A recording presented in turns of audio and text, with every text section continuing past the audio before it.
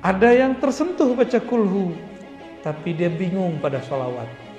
Tapi rata-rata Pak, di bab sholawat semuanya hanyut. Mau kolbu keras, kolbu lembut, semuanya hanyut. Karena merindukan Rasulullah SAW. Karena dalam sholawat itu ada unsiyah, keintiman kolbu dengan kekasih, yaitu Rasulullah SAW. Nah, semoga rasa itu muncul di kita. Nah, ada yang dia tenggelam, rasanya hanyut dalam sholawat. Kita ajak zikir, dia bingung. Karena dia masih asik dalam sholawat. Jadi itu beda-beda orang, beda-beda ahwal, beda-beda warid yang datang. Jadi saya sendiri menyaksikan dan merasakan bahwa itu nyata. Beda amal, beda bacaan, beda gerakan, beda aktivitas, beda rahasia yang diturunkan dengan Allah Subhanahu wa ta'ala. Maka rahasia dalam sholat beda dengan zakat, beda dengan puasa, beda dengan haji, beda dengan umrah.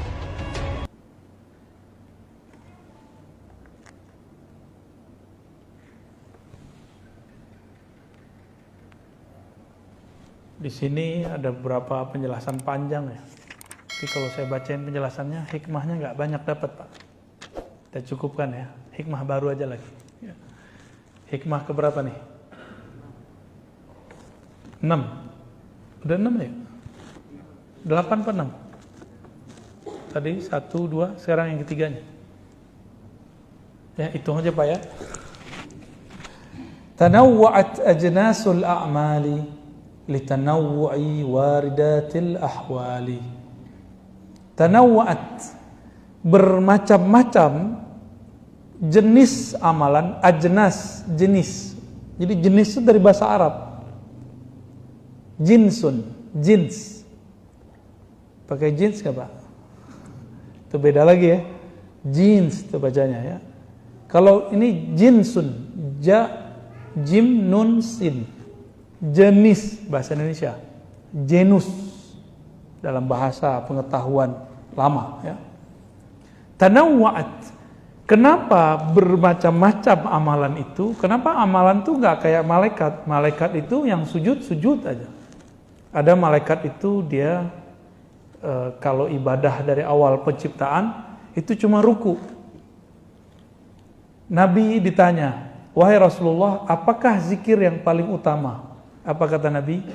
Zikir yang paling utama adalah yang paling utama dibaca oleh malaikat di langit. Subhanallah wa bihamdi, subhanallahil azim. Yang tadi Bapak baca ya.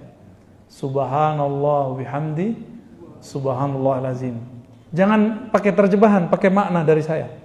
Subhanallah, sungguh hebat engkau ya Allah.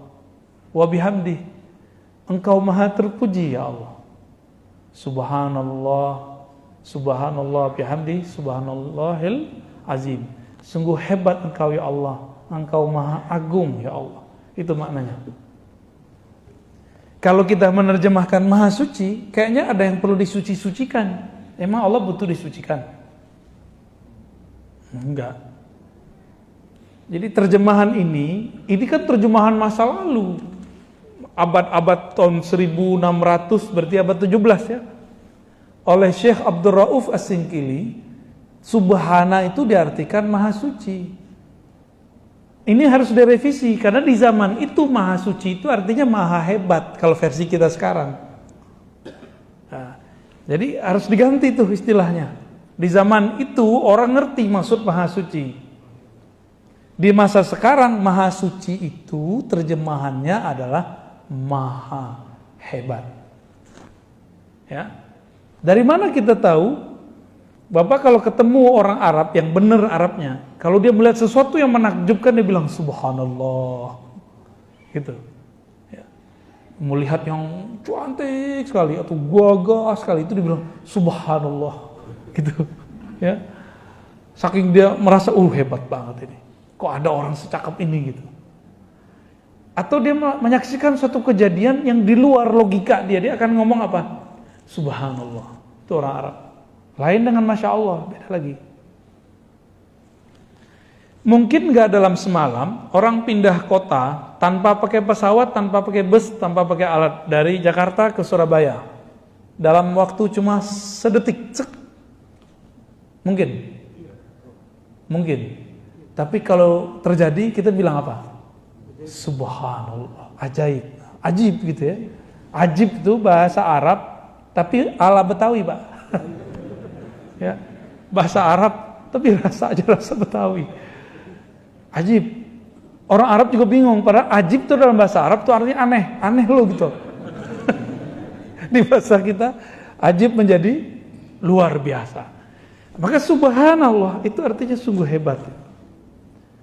Saya menganjurkan Bapak Ibu kalau nonton itu yang ditonton penemuan ahli-ahli ilmuwan kita mengenai darah, hebatnya jantung, dahsyatnya otak, satu molekul di tubuh. Aduh, kalau kita lihat itu tubuh kita langsung bertasbih lagi, Pak. Baik. Amalan itu banyak jenisnya karena pemberian Allah juga beragam bentuknya. Itu hikmah malam ini. Kenapa ada zikir subhanallah, ada zikir Allahu Akbar, ada zikir la ilaha illallah? Karena rahasia yang Allah mau beri juga beragam. Allah kaya atau miskin? Kaya. Karena dia kaya, maka dia ingin memberikan kita macam-macam hadiah. Bapak punya teman gak orang yang tajir? Tajir baik hati, sering ngasih hadiah gak? Kalau gak pelit hati, medit. Apabila ada orang kaya, dia suka ngasih hadiah sama kita karena dia senang. Pasti hadiahnya macam-macam. Kadang ini, kadang itu, kadang ini. Dan kadang-kadang surprise. Allah lebih kaya daripada yang kita bayangkan. Dia ingin kita menerima itu. Tapi Allah Subhanahu wa taala ingin kita siap menerimanya. Allah enggak butuh tasbih, kita enggak butuh. Allah enggak butuh sholat, kita enggak. Yang Allah mau dari kita adalah engkau siap-siaplah menerimanya. Gitu. Kita mau kasih motor ke anak kecil umur 10 tahun. Tanda sayang atau bunuh? Ya, konyol atau hebat? Konyol itu. Allah itu ingin memberi sesuatu, hambanya itu siap gitu. Maka anak muda nih, ya, yang suka main sosial media, nggak usah haus popularitas, nggak kuat nanti kalau populer. Ya. Orang yang menghambakan popularitas tersiksa. Kalau satu orang dislike tuh tersiksa. Ya, ada orang ngeritik dikit, sakit hati. Kalau hamba syuhrah, abdus syuhrah, hamba popularitas. Kan sekarang anak-anak cita-citanya kalau ditanya, Dek, Bang, mau jadi apa? YouTuber. Aduh, Masya Allah. Saya kaget-kaget tuh anak-anak ditanya begitu sekarang. Dia nggak tahu resikonya. Orang kalau sudah terkenal dengan satu brand, dia harus memaksakan dirinya seperti itu. Dan itu sandiwara yang paling menyiksa diri. Bapak tahu orang yang nyanyi pop, yang umuran Bapak itu loh Pak? Ya, bukan yang di Indonesia. Kan ada tuh yang orang Palembang tuh siapa namanya? Yang pernah di TVRI terus dipecat. Bukan, masih hidup. Siapa namanya gitu? Itu kan keluarga dia keluarga musisi segala macam. Itu terkenalnya ngepop, tapi di rumah ngedangdut, Pak. Tapi kalau dia main dangdut di luar, itu merusak brandingnya. Itulah popularitas. Saya dulu pernah diundang oleh seorang motivator bersama teman-teman saya. Kebetulan waktu itu kita ngurusin lembaga dakwah. Si motivator ini ingin mengajari ustadz. Nah, bayangin coba. Hebat tuh ya. Hebat bener ya. Ingin ngajarin ustadz nge-brand dirinya. Nah, kita tuh harus nge-brand diri ya. Oh, kita dengerin aja dia main. Ngebrand oke, bagus. Akhirnya ada yang ngebrand diri pakai warna baju. Ya kan? Ada kan ustadz dengan baju tertentu? Ya boleh-boleh aja sih Pak. Dulu ada rame tuh, Pandawa 5 tuh ada kan? Yang nggak ada tuh Ustadz Petruk tuh nggak ada tuh. Macam-macam. Jadi mereka membuat branding. Itu pengaruh beberapa motivator ini. Saya tahu beberapa motivator ini menggurui ustadz yang sebenarnya ustadz itu adalah seorang guru. Nggak sopan bener ya. Mungkin niatnya bener baik supaya ustadz ini punya kualitas hidup yang setara dengan para motivator. Nggak, ustadz itu jalan hidupnya beda. Ya. Terus terakhir dia bilang apa? Ustadz itu kalau ceramah harus memperhatikan sound. Terus apa lagi? Harus bertarif. Waduh. Itu teman-teman saya yang ikut rata-rata rusak karena sifat motivator. Ya, beda Pak. Kalau ustadz tuh dengan motivator tuh beda. Ustadz tuh dia ngomongin Allah sama akhirat. Walaupun dia butuh duit, dia nggak boleh ngomong. Ya, nggak boleh dia ngomong. Itu brandnya tuh Allah. Semua brand itu Allah udah. Jadi nggak usah si ustadz tuh kemudian harus di brand dengan warna baju, di brand dengan biar terjaga brandnya kalau datang harus mobilnya bagus. Nggak mesti. Kalau ada rezeki ya beli mobil, kalau enggak ya apa adanya aja. Ustadz tuh harus pakai baju tertentu, serban tertentu. Ya salam, itu nyiksa diri. Apakah dengan miring sedikit begini ilmunya berkurang Pak? Nggak ada urusan. Kok Pak ini dimiringin dikit, enak berubah? Nggak berubah ilmunya. Kalau emang ilmu ada di dalam akan berubah. Saya datang ke sini pakai sarung, pakai gamis. Bapak karena udah kenal, Bapak biasa aja, ya kan? Karena saya juga biasa, Bapak biasa juga kan? Saya datang sebagai orang biasa, nggak pakai tarif-tarifan. Bapak santai kan? Kalau nggak Bapak deg-degan juga Pak.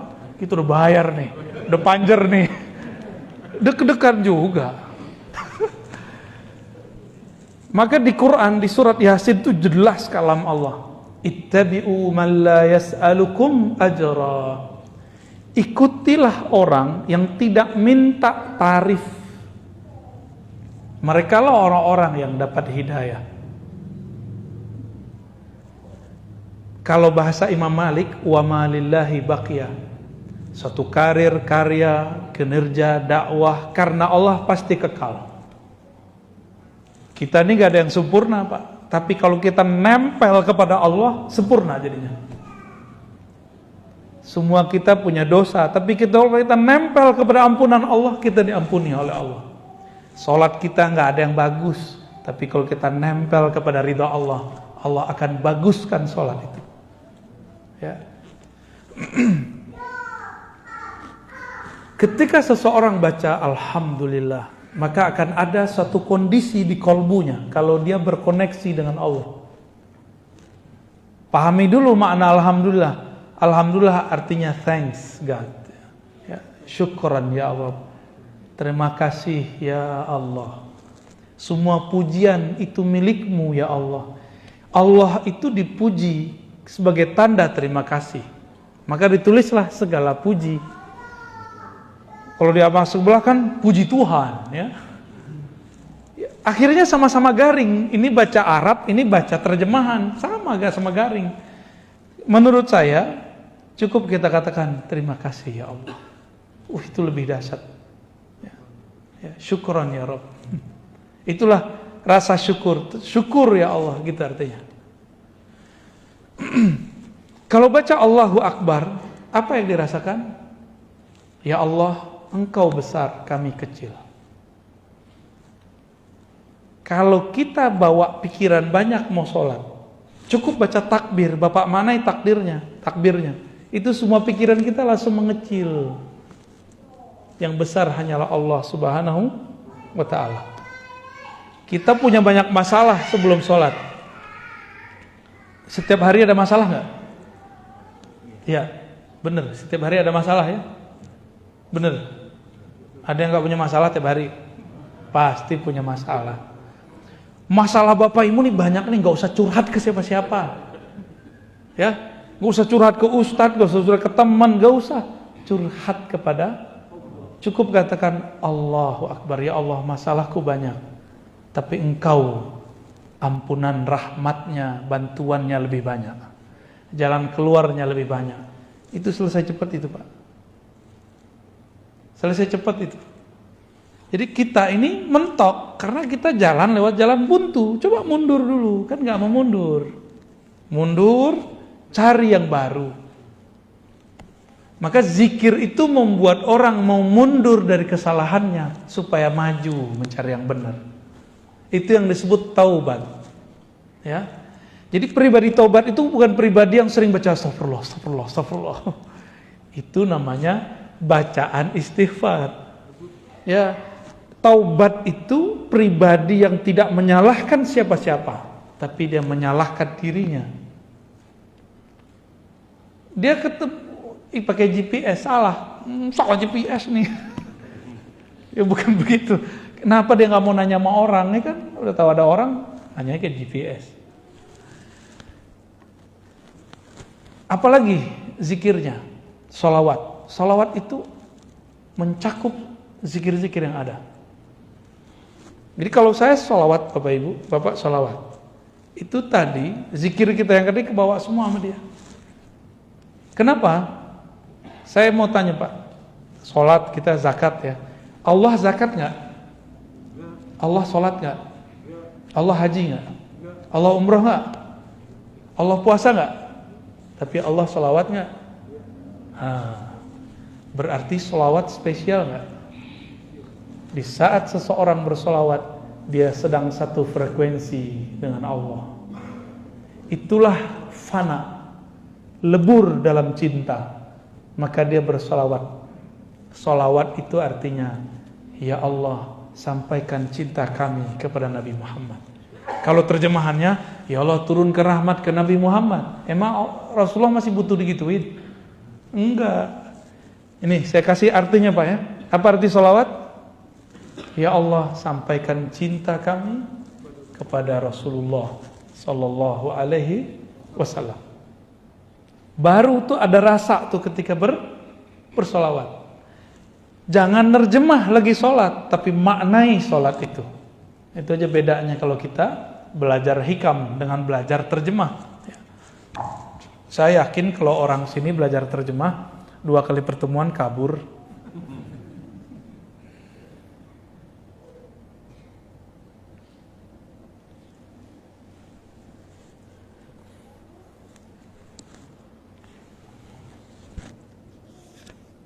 Kata pensyarah kitab ini, saya bacakan biar berkah juga ya, Imam Ibnu Abbad. Kata beliau, setiap zikir ada waridnya, ada hadiahnya. Setiap amalan ada hadiah rahasia yang tersimpan di dalamnya. Apakah warid itu? Ma yaridu 'alal qulubi minal ma'arifir rabbaniyah wal asrarir ruhiyah. Warid itu adalah suatu kondisi rohani di mana kolbu mendapatkan makrifat dari Allah dan rahasia-rahasia darinya. Ketika Bapak sujud, rasanya apa? Kepala pegel. Itu doang. Imamnya kelamaan nih, gitu. Berarti belum dapat asrarnya. Tapi Bapak sujud terus terasa, ya Allah, kepalaku sekarang di titik terendah di bumi. Bahkan dia lebih rendah daripada tempat buang air besarku. Yang kita bedak-bedakin tiap hari itu ya, Bu ya. Ini mas-mas ini pakai bedak kan nih. Enggak usah lah, cukup istri kita aja yang cantik ya. Kita enggak usah jadi cowok cantik. Rawat sih boleh, tapi jangan bikin riweuh untuk badan sendiri. Laki-laki itu enggak usah begitu ya. Apabila kolbu kedatangan rasa, masuk rasa itu, rasa, ya Allah, kepalaku lebih rendah. Aku taruh serendah-rendahnya, bahkan lebih rendah dari tumitku. Itu Bapak kecanduan sujud, Pak. Enak sujud begitu. Terasa tuh nikmat sujud. Tapi temukan sendiri rasa itu ya. Tadi itu kunci-kuncian yang kita kasih. Jadi kalau zikir saat sujud, itu yang kita rasakan. Jangan ngayal kemana-mana. Nabi kasih benefit. Aqrabu ma bainal abdi wa rabbihi fis sujud. Itu benefit. Sedekat-dekat hamba kepada Allah lagi sujud, ya, maka berdoalah kepada Allah. Kan begitu di hadisnya. Nabi kasih jalan kalau orang masih mau doa. Tapi sujud yang sebenarnya masih perlu doa nggak? Nggak perlu lagi doa. Sujud itu sudah di dalamnya doa, ya. Karena Nabi setiap kali memintakan syafaat kepada Allah untuk kita, Nabi sujud dulu. Jadi nanti di akhirat Bapak Ibu, Nabi itu makhluk paling sibuk. Dia nggak sempat mikirin diri sendiri, nggak sempat mikirin siapa-siapa dalam dirinya. Yang dipikirkan ummati, ummati, ummati. Setiap kali mau lewat itu ada datang orang cari, wahai Rasulullah bantulah kami, wahai Rasulullah bantulah kami. Di tangannya sudah ada daftar orang yang dia mau bantu. Itulah kekasih-kekasihnya. Ulama-ulama pewaris ilmunya, mewarisi sifat-sifatnya. Tidak hanya mewarisi serban dan jenggotnya, tapi juga mewarisi karakter-karakter rahmatnya. Itu ditandain nama Rasulullah tuh. Lalu sahabat bertanya, wahai Rasulullah, bagaimana cara engkau nanti tahu bahwa itu adalah umatmu, sebanyak itu umat? Jawaban Nabi, aku mengetahuinya dari ghurran muhajjalin, dari pancaran bekas wudu. Wudu itu isinya apa? Cuci-cuci muka? Bukan. Wudu itu membersihkan zahir, mensucikan batin. Sebagaimana Allah memandang kalbu manusia, maka di akhirat Nabi diizinkan memandang kalbu manusia. Ya. Kalau di dunia Nabi tahu, dikasih tahu isi hati orang, tapi nggak boleh berhukum. Itulah yang terjadi ketika ada orang bapak Khawarij datang, Nabi nggak bolehin bunuh, karena dia belum menunjukkan kekasarannya. Jadi kelompok ekstrim nih sekarang, kalau dia belum kasar, kita belum boleh main tangan, Pak. Belum boleh mentangkap. Tapi kalau dia sudah menyiapkan bom, mau membunuh, Masya Allah, itu boleh. Dan kita meridhoi kalau ada polisi, bagian tertentu di polisi melakukan itu. Itu penyelamatan bagi kita, ya, penyelamatan bagi negara ini. Bapak mau nanti buat maulid di bom orang? Mau nggak ntar? Ya. Nah, maka kelompok-kelompok ini sekarang muncul itu diberangus oleh salah satu perangkat kepolisian. Kita doakan mereka supaya tetap tulus kepada Allah Subhanahu wa taala, ya.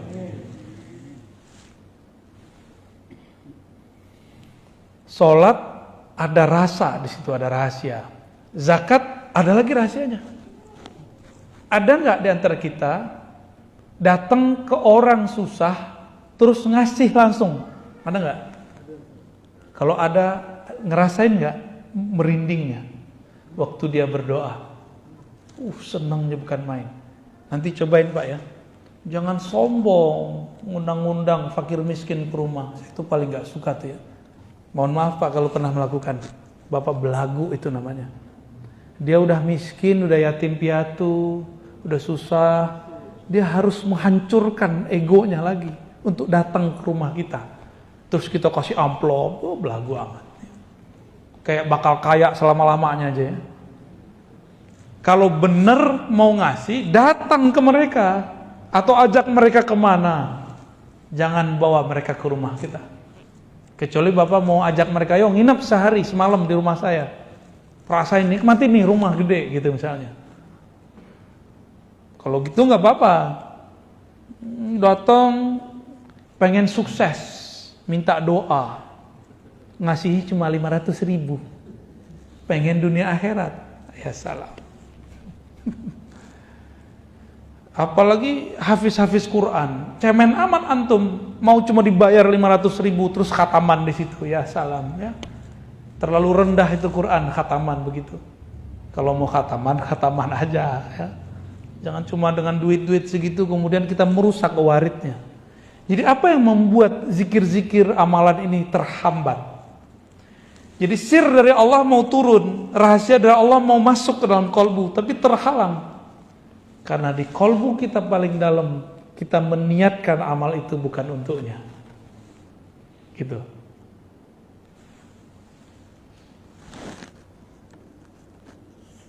Jadi kalau Bapak Ibu ntar wiridan, udah ya, ijazah yang lama itu simpen aja. Zikir biar kaya tuh simpen Pak. Apalagi zikir mahabbah simpen, udah nggak usah. Zikir buat sakti simpen, nggak usah lagi. Sekarang zikir yang biasa, lalu katakan aku berniat menyebut Engkau ya Allah karena Engkau layak disebut. Aku memujimu ya Allah karena Engkau layak dipuji. Aku menyembahmu ya Allah karena Engkau layak disembah, bukan karena aku pengen jadi kaya. Aku baca surah Al-Waqiahmu ya Allah karena Engkau layak ayat-ayatmu dibaca, bukan karena pengen usahanya lancar. Bisa nggak begitu? Itu baru tasawuf. Jadi tasawuf itu bukan wiridan untuk sesuatu, ijazahan, mahar, bukan, itu bukan tasawuf. Itu pseudo tasawuf. Ya, tasawuf palsu. Tapi boleh nggak? Ya boleh, silakan. Cuma ta'ibtum, ta'ban, selamat lelah. Ya. Nih, ini saya kasih contoh Pak. Ini kan pengalaman saya sendiri.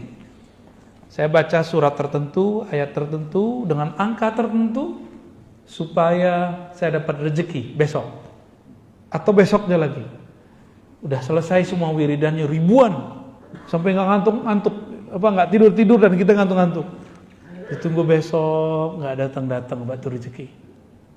Capek kan? Capek. Padahal simple aja. Gak usah wiridan, besok bangun silaturahmi, datangin ahlinya, datangin orangnya, jadi. Ini malah pakai wiridan. Nggak nyambung. Zikir itu senjatanya murid. Betul. Tapi kalau orang sudah arif, senjatanya bukan wiridan, senjatanya kenalan, ma'rifat. Ya. Kan biasanya sering tuh datang ke kiai, Pak Kiai, ajarin dong doa supaya kaya gitu. Udahlah itu nggak usah lagi ya. Pak Kiai, saya mau merantau nih, kasih dong doa penjagaan diri. Nggak usah lah itu. Ya. Nggak enak itu, nggak enak. Ya. Ntar kalau bilang amarkan itu kita curiga terus sama orang. Bapak Ibu yang melekat Allah, udah jam 9 ya.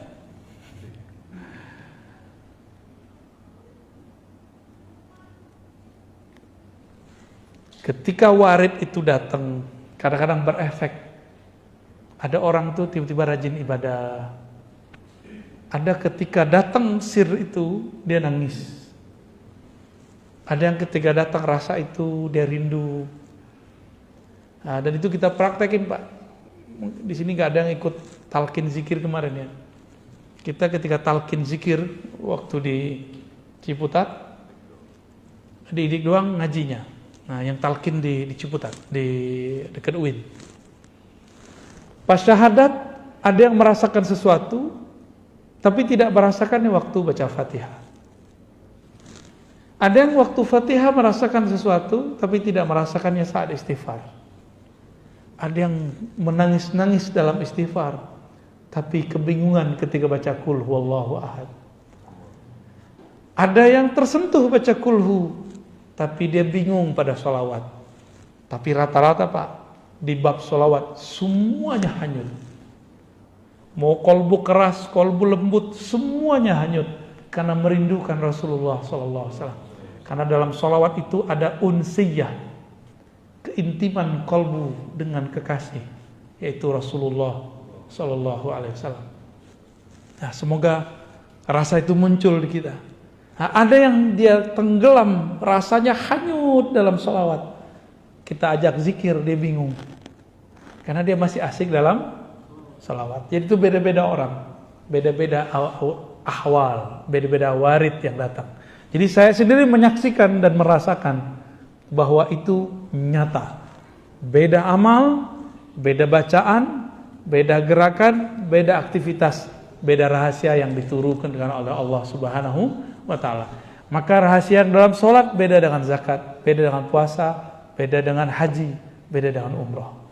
Semoga yang hadir malam ini tidak lagi ibadah minta pahala. Amin. Semoga yang hadir malam ini tidak lagi beribadah pamrih. Amin. Bukan lagi karena pengen dapat surga, bukan lagi karena dijauhkan dari neraka, bukan lagi karena pengen dapat ketenangan dan kekhusyuan. Semoga yang hadir malam ini beribadah karena Allah layak disembah, karena Allah pantas dipuja-puji. Itulah ibadah yang mutlak. Orang inilah yang disebut oleh Allah abdi, hambaku. Kalau yang mencari ketenangan disebut hamba sakinah. Yang mencari khusyuk, abdul khusyuk. Yang cari popularitas, abdul syuhur. Yang gak mau terkenal, abdul butun. Allah bukan yang begitu, ya. Kunu ibadallah, jadilah hamba Allah yang mutlak. Barangkali ada 10 menit mau tanya jawab, silakan. Ya, ya, silakan. Dari mana dulu, Pak? Kasih waktu 10 menit saja. Satu pertanyaan saja, dibatasi dengan waktu.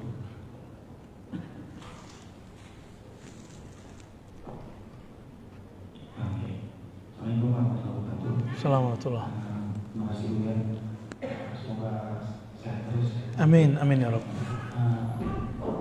Saya anggap Buya itu adalah guru saya. Terus karena saya juga punya guru. Terus saya ingin menceritakan spiritual saya. Dan waktu kemarin saya sudah 2 kali.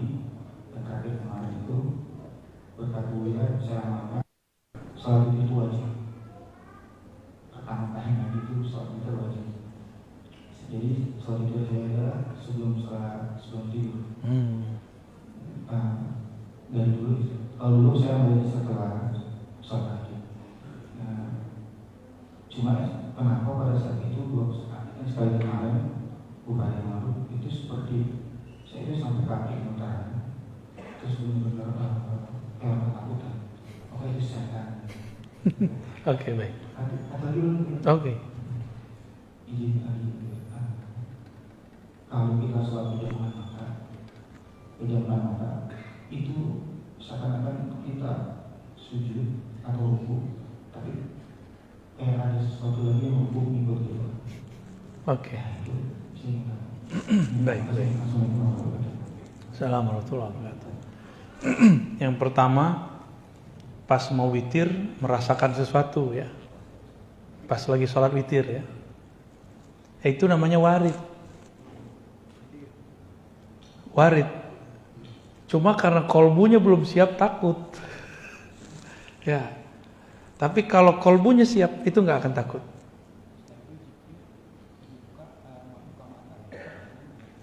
Nah, ini ada tips dalam hadis Abu Daud, ya, amalkan, ya, supaya nanti kalau mau witir sama aja, mau sebelum tidur atau setelah tahajud sama.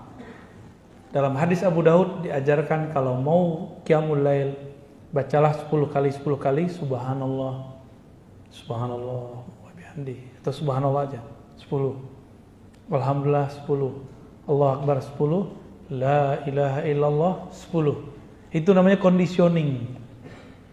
Jadi biar kolbunya siap untuk merasakan nikmatnya sajian tahajud, sajian witir, hidangan-hidangan aurat, maka berzikir sebelum kita qiyamul lail, berzikir sebelum witir.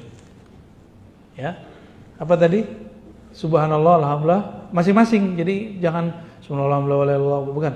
Subhanallah, subhanallah, subhanallah, subhanallah, begitu ya.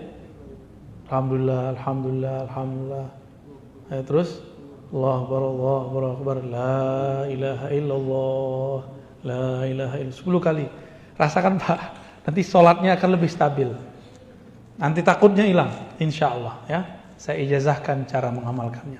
Tafadhal, ya. Di hadis Imam Bukhari, Muslim itu ada yang versi mirip, tapi amalannya beda. Intinya sama, ya. Wallahu a'lam bishawab. Assalamualaikum warahmatullahi wabarakatuh. Assalamualaikum. Saya pada pertanyaan yang pertama, saya dari Ciledug, Opik Panjang Permai, nama saya Muhammad Yunus. Pertanyaan saya pertama tadi dibilang apapun yang kita lakukan ibadah adalah makrifat kepada Allah. Ya, termasuk apa yang Buya tadi, bahwa seandainya kita mendapatkan sesuatu spesial dari Allah itu adalah makrifat. Terus apa bedanya dengan hidayah? Yang kedua, saya terus terang sebelum subuh selalu melakukan sholat sunat hajat 2 rakaat. Dan lagi-lagi dari Buya mengatakan bahwa apa yang kita lakukan semua ibadah termasuk sholat. Jangan pikirkan segala hajat kita, yang kita pikirkan adalah langsung saja kepada Allah. Itu bagaimana kaitannya dengan sholat hajat yang sering kita lakukan? Terima kasih semuanya. Ya. Nah, yang pertamanya saya lupa malah. Ingatnya hajat. Hajat dulu ya. Salat hajat itu sebenarnya diperdebatkan oleh ahli fikih. Yang ada itu sebenarnya salat himmah. Idza hamma ahadukum. Jika seseorang kamu punya keinginan.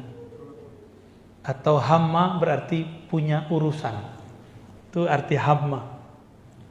Hadis Abu Daud, hadis Tirmizi juga ada, tapi yang saya ingat nih hadis Abu Daud. Lalu dikatakan di situ, fa'asbighil wudu, salatlah 2 rakaat, sempurnakan wudu'mu, falisalli rakaatain, salat 2 rakaat. Lalu faliyatullah, doalah kepada Allah. Coba lihat doanya, ternyata itu doa yang kita sebut doa istikharah. Jadi doa salat hajat itu isinya doa istikharah. Coba lihat inti salat istikharah, bukan memaksa Allah, bukan mengajukan permintaan kepada Allah. Tapi salat istikharah, salat hajat itu adalah menyerahkan hajat kita kepada Allah, menyamakan kemauan kita dengan kemauan Allah. Apa kata kita?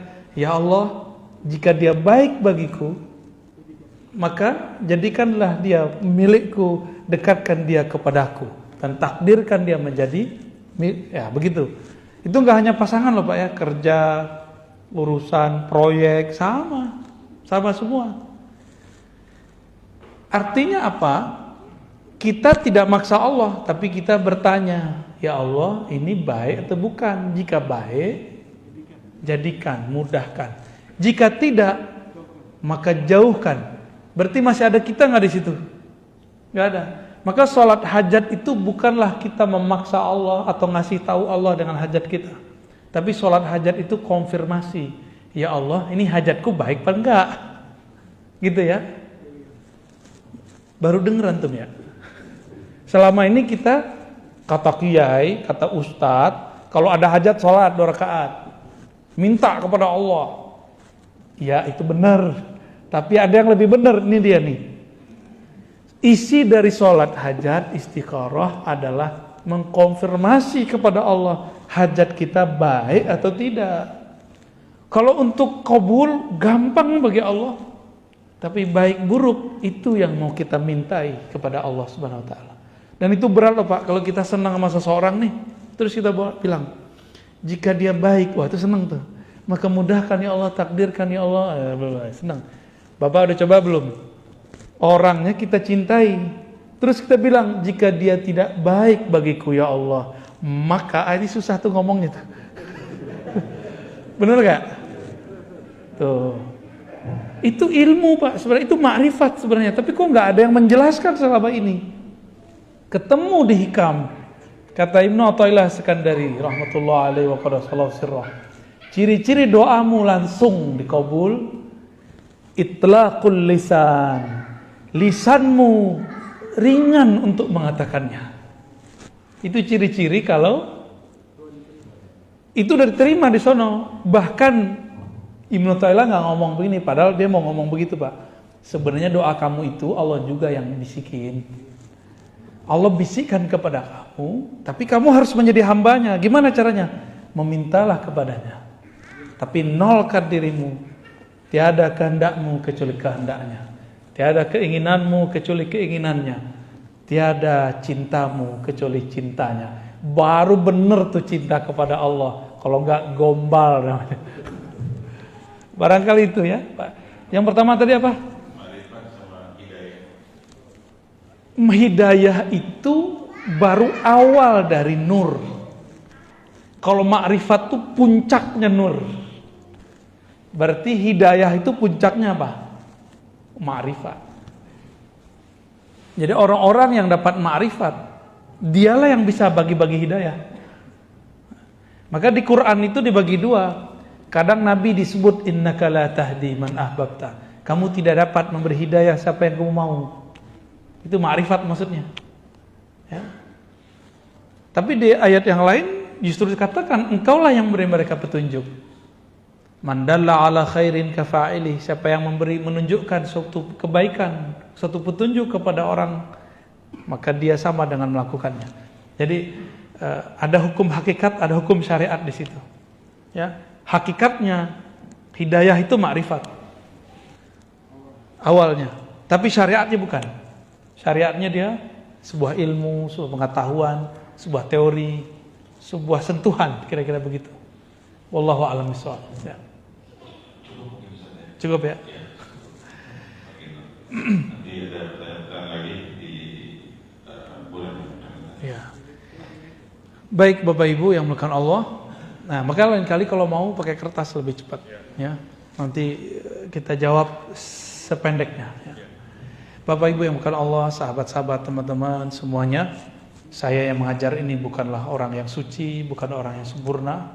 Saya manusia biasa. Kebetulan, kebenaran dapat hadiah ma'rifat dari Allah. Inilah yang kita bagi-bagi sebagian. Ya. Semoga hadiah-hadiah ini diridhoinya. Amin rabbal alamin. Nasallallahu al-afwa wal afiyah lana wa li walidina wa li masyayikhina wa li sairil muslimin wa ahli ahlina wa li dzurriyyatina wa li auladina wa lil muridin wal hadirin wal hadirat. Semoga yang hadir baik laki perempuan, anak-anak kita, saudara kita diampuni oleh Allah, dapat berkah dari Allah, dapat ridha berkah pengajian ini. Amin rabbal alamin. Wassallallahu ala sayyidina Muhammad walhamdulillahirabbil alamin. Assalamualaikum warahmatullahi wabarakatuh.